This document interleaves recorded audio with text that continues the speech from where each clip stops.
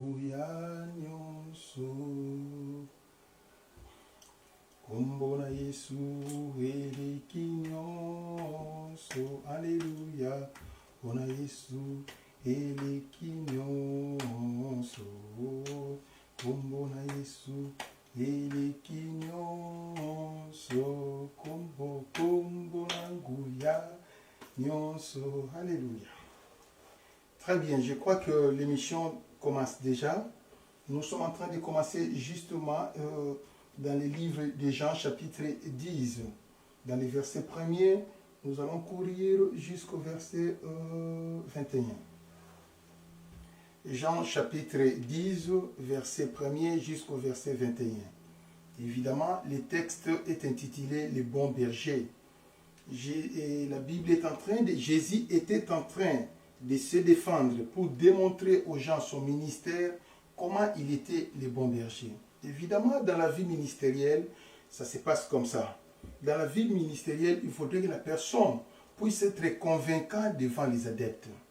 Avant que ton ministère soit équilibré, il faut que tu sois convaincant devant les adeptes. Et il faut que tu sois convaincant devant les pasteurs. Si vous êtes convaincant devant ces gens, alors votre ministère va commencer à subir une ascension. Mais si vous n'êtes pas convaincant, c'est-à-dire quand on dit une personne qui est convaincante, c'est une personne qui sait parler. Il y a une expression qu'on a toujours utilisée, que cette personne, il a un dialogue de parler. C'est-à-dire quoi? Une personne qui sait parler. Il y a des gens, Dieu leur a donné le talent de bien parler. Vous voyez, je peux vous donner des exemples. Mobutu parlait très bien. Sur le plan expliciter sa pensée devant les gens, Mobutu parlait bien. Vous ne pouvez pas comparer les discours de Mobutu et les discours de Kabila le Père. Ça c'est absolument impossible. Et quand nous allons essayer de comparer, je donne ces comparaisons pour vous donner comment les gens raisonnent.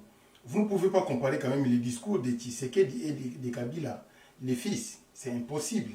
Vous voyez, quand Tshisekedi parle, tu sens qu'il est convaincant dans ses mots, dans ses paroles, dans ses analyses. Tu sens que c'est lui qui est en train de parler, c'est lui qui est en train de raisonner.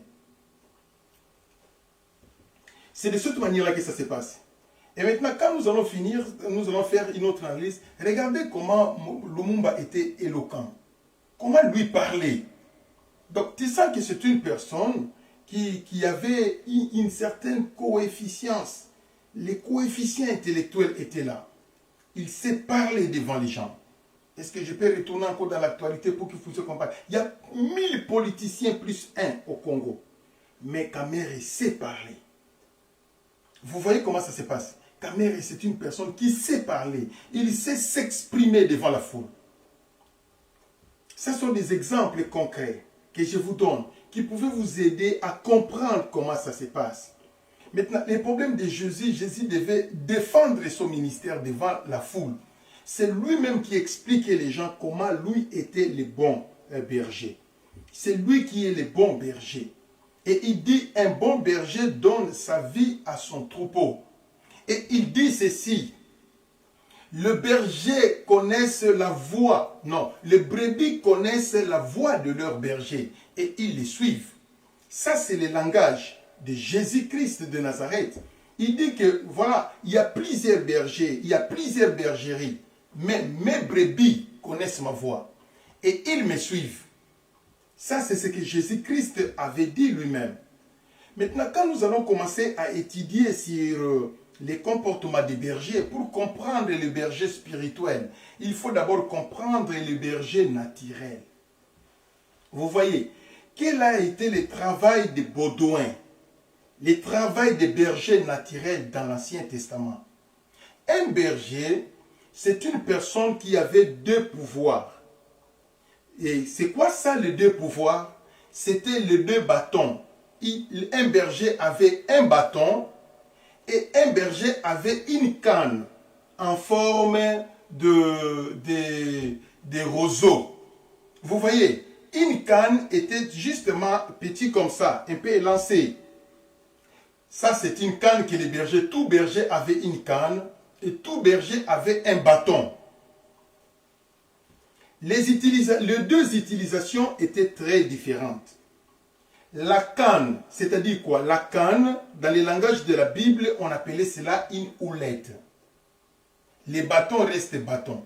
Une houlette, quel a été son rôle?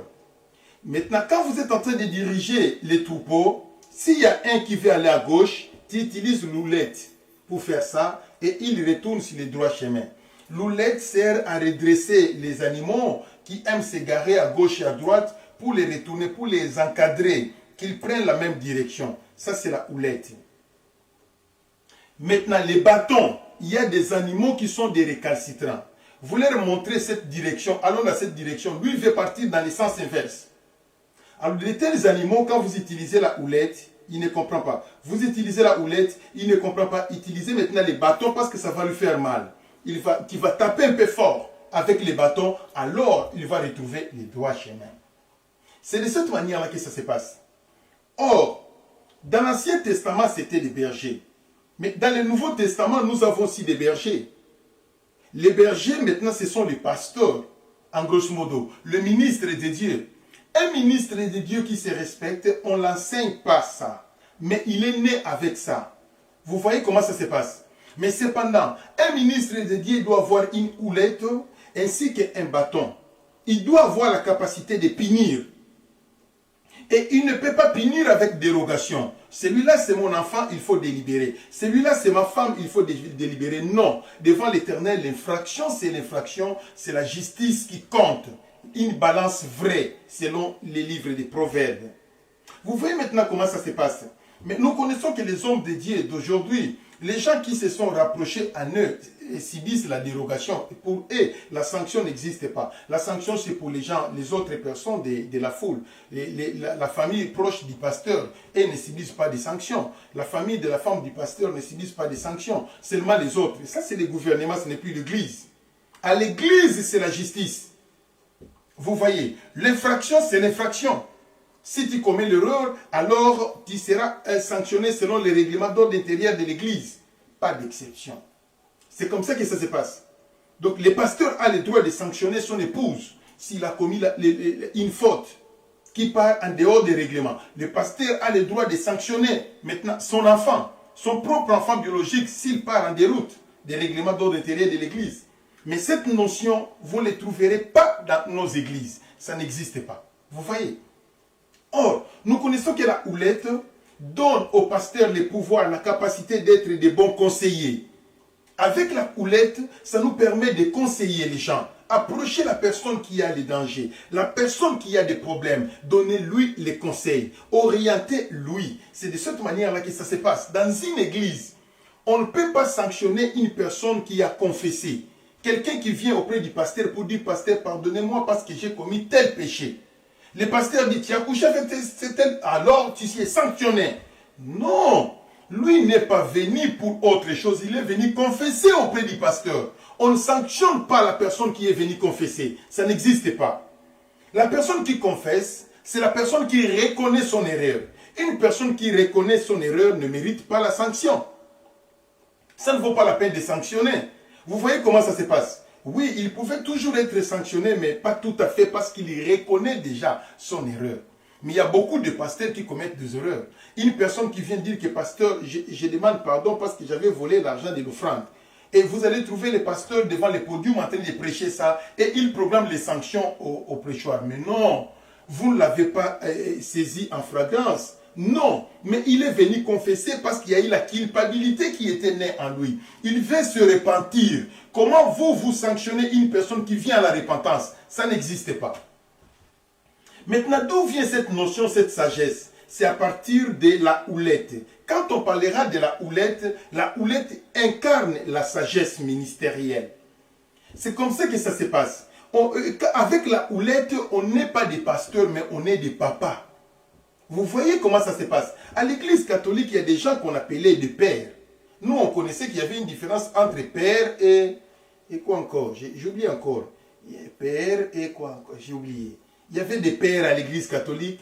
Et chez nous, maintenant, dans des églises normales, églises protestantes, églises évangéliques, il y a des papas pasteurs. On commence par papa pasteur. Pourquoi? Parce que nous sommes des papas d'abord. Maintenant, qu'est-ce qui nous donne le pouvoir d'être papa? C'est la houlette. Vous voyez. Mais par contre, avec la pastorale seulement, j'aurai les bâtons pour redresser, frapper tous ceux-là qui seront à côté. Vous voyez comment ça se passe? C'est de cette manière-là. Maintenant, si vous êtes un homme dédié, appelé par Dieu, vous n'assistez pas les gens. Votre houlette ne fonctionne pas. Vous ne visitez pas les gens qui ont des problèmes dans leur maison. Votre houlette ne fonctionne pas. Si votre adepte a deuil, vous n'assistez pas. Votre houlette ne fonctionne pas. S'il y a des malades, des orphelins et des veuves, vous ne les assistez pas. Votre houlette ne fonctionne pas. Vous voyez, vous êtes trop patron, mais vous n'êtes pas un homme de Dieu. Oh, il faudrait que la houlette fonctionne. Maintenant, vous allez exercer le métier de juge comme dans l'Ancien Testament. Les gens viendront à vous. Maintenant, quand vous allez commencer à recevoir dans votre bureau, vous devez avoir un cœur patient. Donnez-leur leurs 6 heures du temps. Parce que dans des travails normaux, on travaille 8 heures du temps. Normalement, quand le pasteur reçoit, il doit disposer 8 heures du temps pour recevoir les gens. Vous voyez? Alors, vous allez recevoir les gens et quand c'est le temps de pause, vous prenez la pause, vous retournez au travail, vous continuez de recevoir les gens, c'est le travail des juges dans l'Ancien Testament. C'est ce que Déborah faisait en dessous des palmiers. Mais aujourd'hui, c'est difficile. Le pasteur, pour lui, donne seulement 1 heure du temps de la réception, même s'il y a 100 personnes qui sont là, je reçois que 3 personnes. Ça devient le jet de l'Urim et Tumim. Si vous avez la chance, le pasteur vous reçoit. Sans cela, il part, il s'en va. Il a plein d'adeptes, il s'en fout de vous. Non, ça ne se passe pas comme ça. Il faut respecter le travail dans toutes ces accolades. Exercer le métier de juge dans le Nouveau Testament. Notre Seigneur, il est le juste juge. Nous aussi, nous devons être les juges. Pour donner la solution et la lumière dans tous les problèmes qui arriveraient aux adeptes. En ce moment-là, tu seras un bon pasteur et tu seras appelé berger. Mais c'est quoi? C'est la houlette. Ça, c'est l'incarnation de la houlette. Dans l'Ancien Testament, on les touchait dans la main. Mais dans le Nouveau Testament, on n'en a plus besoin. Ça se cache dans la tête. Le bâton, maintenant, nous sert à donner des corrections. À partir du bâton, nous réprimandons et nous sanctionnons étant que les hommes de Dieu. C'est de cette manière-là que ça se passe. Est-ce que ça marche? Oui, peut-être ça marche un peu. Voilà comment ça se passe. Vous voyez? Ok. Ça, c'est le berger de l'Ancien Testament. Maintenant, un berger de l'Ancien Testament avait toujours une goudre. Dans cette goudre, il y avait l'eau. C'est-à-dire quoi? Il y a d'autres animaux qui ne supportent pas la chaleur. Ils se sentent déshydratés. Maintenant, à partir de cette réserve d'eau que vous allez présenter à votre animal, si et seulement si vous n'avez pas encore trouvé la rivière, vous voyez comment ça se passe. Donc, il y avait toujours une goudre d'eau, un bidon d'eau qu'un berger transportait. Il amenait cela sur son cheval. Dans ces gibecières, il y avait des goudres d'eau. En dehors de ces goudres d'eau, il y avait ce qu'on appelait une fiole d'huile. C'est-à-dire quoi? Quand vous allez constater que dans votre animal, il y a des gales, il y a des petites plaies, il y a des ceci, c'est avec cette fiole d'huile qui incarnait le médicament. Vous allez soigner votre animal à partir de cela. Vous voyez comment ça se passe. Mais maintenant, or, qu'est-ce qui se passe? En réalité, nous n'avons plus besoin de nous promener avec de l'huile d'onction. Dans le Nouveau Testament, ce n'est plus vraiment important. C'est important, mais ce n'est pas important parce que le tout est incarné par reçoit la guérison in the name of Jesus.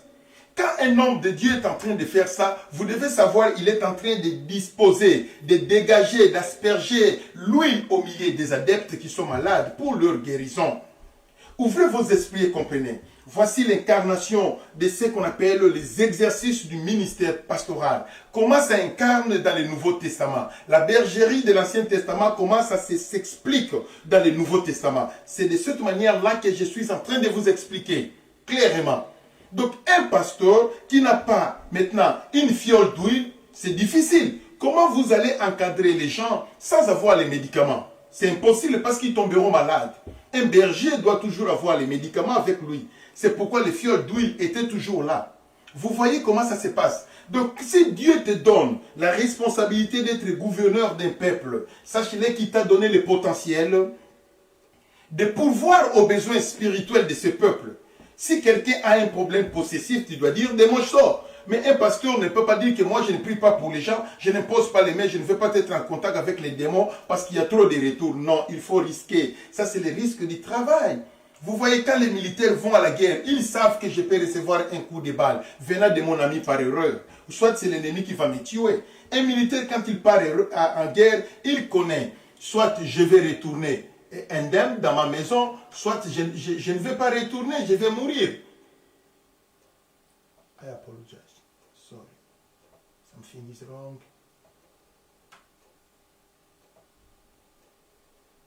Ok. Et c'est ça aussi dans le travail de Dieu. Nous sommes les commandos du Seigneur. On peut pleurnicher, mais nous sommes obligés de le faire car c'est le travail. Tout travail mérite des risques. Sur ce qui concerne les bâtons n'étaient pas seulement là pour redresser, taper un peu les récalcitrants, non. Les bâtons étaient aussi une arme offensive. C'est-à-dire quand les ours s'approcheront pour chercher à dévorer les brebis, et soit les lions, soit des pumas, soit des tigres, des panthères, quand ils s'approcheront, soit des anacondas ou des boas, quand ils approcheront pour faire du mal à ton troupeau, tu vas utiliser les bâtons, tu vas les conquérir avec les bâtons, tu vas les repousser avec les bâtons. Donc les bâtons étaient à la fois une arme défensive pour les bergers. C'est de cette manière-là que ça se passe. Voilà tout ce que je pouvais vous parler. Et c'est ainsi, vous allez voir qu'un homme de Dieu appelé par Dieu, il ne peut qu'incarner l'autorité divine, une autorité surnaturelle qui lui permettra de bien encadrer les enfants de Dieu. Voici toutes les armures que le berger portait avec eux, ainsi que tous les matériels qu'il marchait avec. Maintenant, qu'est-ce qui se passe? C'est le berger qui connaissait le vers pâturage. Rappelez-vous des psaumes, chapitre 1, verset 1 à 6. Il nous conduit vers le vers pâturage. Rappelez-vous de cette chanson. Yawazali mosungi nangai na kobanga elokote. Yawazali kobate langai na matiti ya mobeso. C'est justement, l'inspiration vient dans les livres, du livre de psaumes, chapitre 1. Maintenant, le berger doit connaître dans quelle direction je vais amener mon troupeau. C'est là où il y a les vers pâturage. S'il connaît que là-bas, quand ils mangeront, je les conduirai dans telle direction pour qu'ils puissent boire l'eau. C'est comme ça. Et après, je vais les retourner au village. Je vais les faire entrer dans leur bergerie. Mais chaque jour, c'est le devoir du berger. Tu veux que ton troupeau mange normalement. Dans le Nouveau Testament maintenant. Nous sommes les bergers du Seigneur. C'est chaque jour que nous devons préparer les enseignements. C'est chaque jour que nous devons présenter les exhortations au peuple de Dieu, les prédications au peuple de Dieu. C'est là qui permettra la croissance chrétienne et la croissance spirituelle. Maintenant, si vous ne préparez pas l'enseignement, vous passez seulement au podium pour commencer à parloter, ça se fera sentir. Une personne qui a préparé la nourriture, une maman qui a préparé la nourriture dans la cuisine et qui n'avait pas eu le temps de se concentrer dans ce qu'il faisait, il y a toujours des dérapages. Soit mafuta mubesu, le sel a dépassé, soit le sel est coquité, soit de ceci, de cela, parce qu'il n'était pas dans son assiette. Un pasteur est appelé, un homme de Dieu est appelé d'être toujours dans son assiette. Il prépare toujours son enseignement avant le temps. Et l'enseignement qu'il a reçu auprès de Dieu, c'est ce que lui va développer et présenter aux enfants de Dieu. C'est ça l'expression de la Bible qui dit que tu conduis ton troupeau vers le vers pâturage. Et tu les conduiras vers la rivière pour les breuvages. Vous voyez comment ça se passe? C'est de cette manière-là. Maintenant, si vous ne connaissez pas que voilà, je vais les conduire dans telle direction pour là où il y a la verdoyance, tu ne connais pas. Et tu amènes seulement les troupeaux comme ça, c'est dangereux. Très dangereux. Parce que c'est toi qui devais connaître, c'est-à-dire quoi? La signification chimique de chaque feuille, de chaque herbe que vous présenterez à vos animaux de brouter. Vous devez les connaître. Ça contribue à quoi? Il y a quelle substance chimique à l'intérieur? C'est de cette manière que ça se passe. Voilà, ça c'était le rôle maintenant du berger. Dans l'Ancien Testament, les bergers protégeaient les troupeaux. Mais aujourd'hui, dans le Nouveau Testament, nous n'avons pas la capacité de bagarrer pour protéger nos troupeaux. Non. Mais plutôt, nous avons le temps seulement de nous mettre à genoux.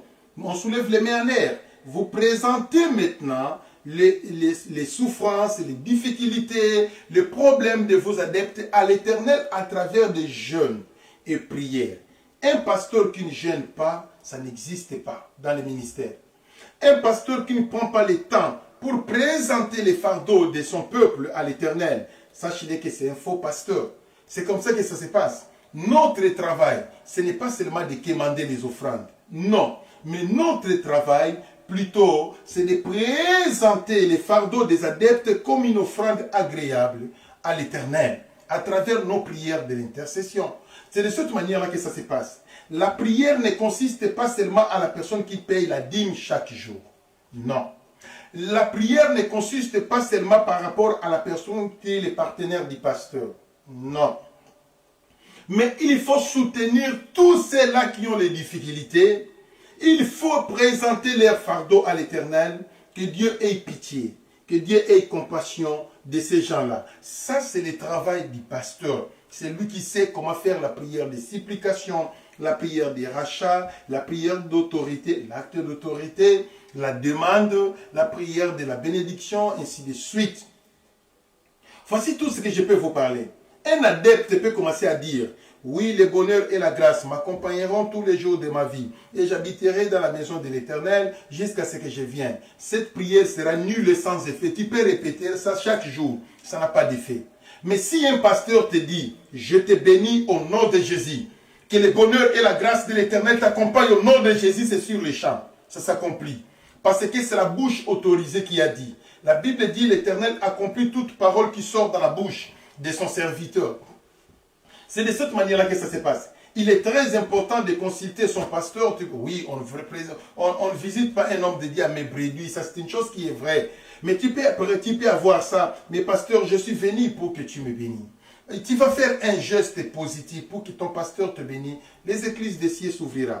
C'est de cette manière-là que ça se passe. Maintenant, la bénédiction de l'Éternel, ça se symbolise en quoi? Les gens croient que la bénédiction, c'est l'argent, avoir des maisons et des voitures. Non. Ça, c'est 1/1000 de l'expression de la bénédiction. La bonne santé, c'est quoi? C'est la bénédiction. La longue vie, c'est quoi? C'est la bénédiction. Vous voyez? La longue vie, c'est la bénédiction. La bonne santé, c'est la bénédiction. Avoir un vêtement qui fait longtemps. Mais ça, c'est une bénédiction. Vous voyez comment ça se passe? Vous allez mettre votre ampoule dans la maison. L'ampoule va faire une année sans se brûler. Mais par contre, les voisins ont changé 14 ampoules. Mais toi, avec l'unique ampoule, ça ne se brûle pas parce que l'Éternel protège. Ça, c'est une bénédiction. Il y a beaucoup, la bénédiction nous favorise à mener une vie aisée sur cette terre. Si vous n'avez pas la bénédiction, vous allez mener une vie de traumatisme dans toutes les façades. Vous allez mourir demain avec des crises cardiaques. Mais plutôt, avec la bénédiction, tu auras une vie aisée. Quand on cherchera la maison, toi tu trouveras la maison facilement parce que tu as la bénédiction.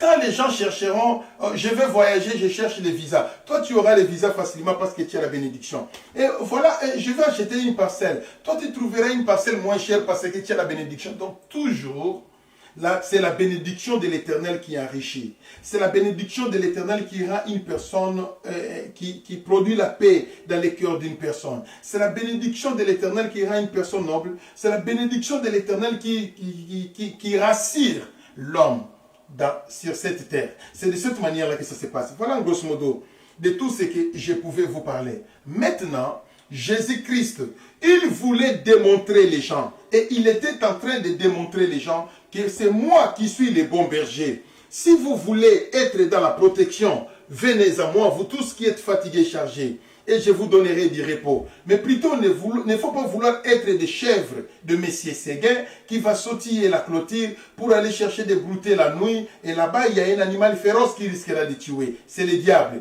Mais restez dans la bergerie, je pourvoirai à vos besoins. Ça frise tellement. Qu'est-ce qui se passe? Voilà tout ce que je pouvais vous parler. Sur ce qui concerne le ministère de Jésus, je vais lire avant de clôturer. Alléluia. Il dit ceci. En vérité, je vous le dis, celui qui n'entend pas, qui n'entre pas par la porte dans la bergerie, mais qui monte par ailleurs, est un voleur et un brigand.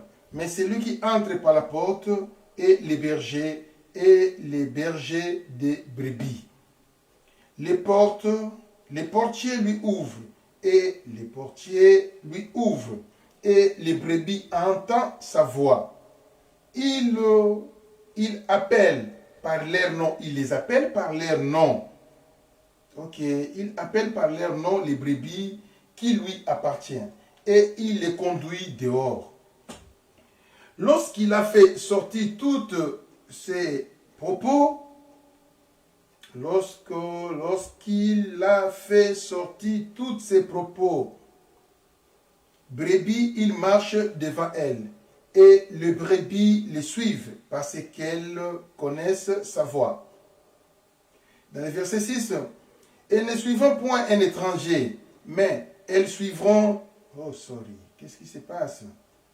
Mais elles fuiront loin de lui, si et seulement si les brebis se trouvent devant un étranger, parce qu'elles ne le connaissent pas, parce qu'elles ne connaissent pas sa voix, et ils ne connaissent pas la voix de l'étranger. Jésus leur dit cette parabole, mais ils ne comprirent pas de quoi il leur parlait. Jésus a été clair. Il dit dans le verset 11, « Je suis le bon berger. Le bon berger donne sa vie pour ses brebis. » Ça, c'est chapitre 10, verset 11. Il se prononce clairement. Et il dit dans le verset 14, « Je connais mes brebis et elles me connaissent. » Voici le langage de Dieu. Il dit, « Je connais mes brebis et elles me connaissent. Je suis le bon berger. Mes brebis connaissent ma voix et ils me suivent. » C'est wonderful, n'est-ce pas? Jésus a commencé à expliquer aux gens comment il est le bon berger. Vous voyez comment ça s'est passé? Et il dit ceci, « Mes brebis connaissent ma voix et ils me suivent. » Écoutez-moi bien. Si vous êtes en train de partir dans une église, vous êtes en train de prier, mais votre voisin ne part pas à l'église, le salut est individuel. Ce sont seulement les brebis de Jésus qui entendent la voix de Jésus, qui s'intéressent de la voix de Jésus et qui suivent la voix de Jésus, seulement les brebis de l'Éternel. Le brebis qui n'appartient pas à Dieu pour eux, les problèmes de l'église, les problèmes de prier, payer les offrandes, ça c'est hors sujet. Parce que ce ne sont pas des brebis de Dieu, mais ils savent Dieu. Ils savent que Dieu existe. Mais pour eux, s'intéresser des affaires de Dieu, ça ne les concerne pas. Parce que ce ne sont pas des brebis de Dieu. C'est comme ça que ça s'est passé. Judas faisait partie des brebis qui étaient auprès de Jésus. Mais c'est lui qui était le traître. Donc être à côté de Jésus ne signifie pas que tu lui appartiens. Tu peux faire semblant de le suivre. Il y avait beaucoup de gens qui suivaient Jésus à cause de pain. Ils voulaient le miracle de pain. Mais or, Jésus voulait leur présenter le pain spirituel, qu'ils puissent comprendre que c'est lui, Jésus, qui est le pain de vie. Quand il leur parlait de ça, les gens étaient scandalisés. Aujourd'hui, je vous l'annonce encore, le bon berger, c'est Jésus. C'est seul Jésus qui peut protéger ta santé. C'est seul Jésus qui peut protéger ta famille contre les sorciers, contre les démons. Aujourd'hui, la pandémie est dans le monde. C'est seul Jésus qui peut protéger votre maison contre la pandémie. Écoutez-moi bien. C'est seul Jésus qui peut garantir votre travail. C'est seul Jésus qui peut protéger votre vie pour qu'elle soit longue. Seul Jésus, parce que c'est lui qui est le bon berger. Mais alors, il faudrait que tu sois une brebis qui appartient à Jésus. Si tu n'appartiens pas, tu ne réussiras jamais de le suivre ni de l'écouter. C'est comme ça que ça se passe. Que Dieu soit avec vous. Je crois que Dieu va faire de grandes choses. Si et seulement si nous sommes dans la bergerie de l'Éternel. Ne sautillez pas pour aller ailleurs. Restez auprès de Jésus. C'est très important. Rappelez-vous de l'histoire de l'enfant prodigue. Il avait quitté la bergerie paternelle. Il est allé ailleurs croyant qu'il réussira. Il n'avait pas réussi. Quand il est retourné dans la bergerie paternelle, c'était l'échec. C'était trop tard. Donc, il faut marcher toujours selon le dit l'Éternel. La prédication d'aujourd'hui ne concerne pas vraiment les païens, mais ça concerne les enfants de Dieu. Ça concerne les gens convertis. Comment ils doivent être soumis devant l'Éternel. Comment ils doivent continuer à écouter la voix de l'Éternel. Comment ils doivent continuer de chercher l'Éternel, la face du Seigneur. C'est de cette manière-là que ça se passe. On n'abandonne jamais. C'est lui qui tue, la charrie ne recule pas en arrière.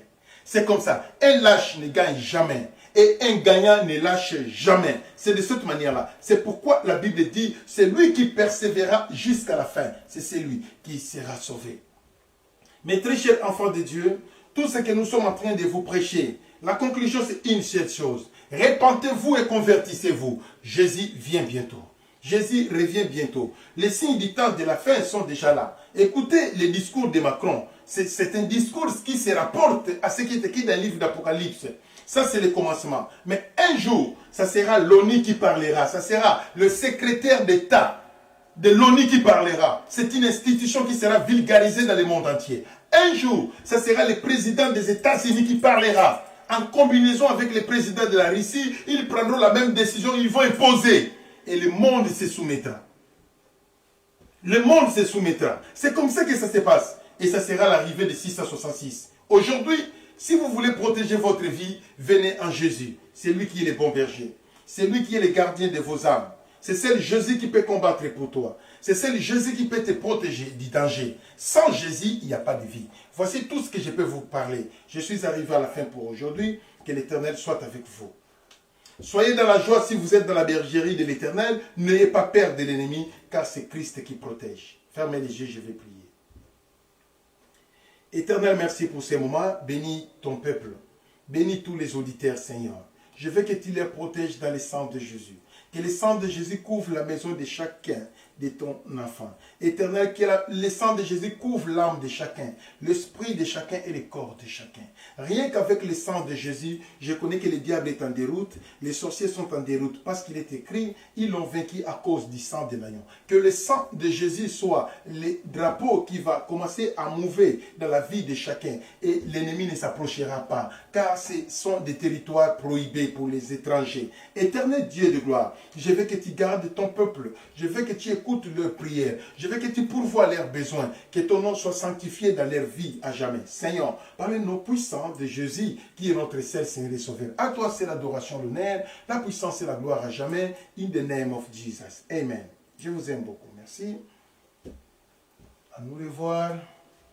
Tomorrow c'est les samedis c'est Canal J. Alors, à nous revoir les dimanches. Ça sera la continuité de notre enseignement. Bye. I love you so much.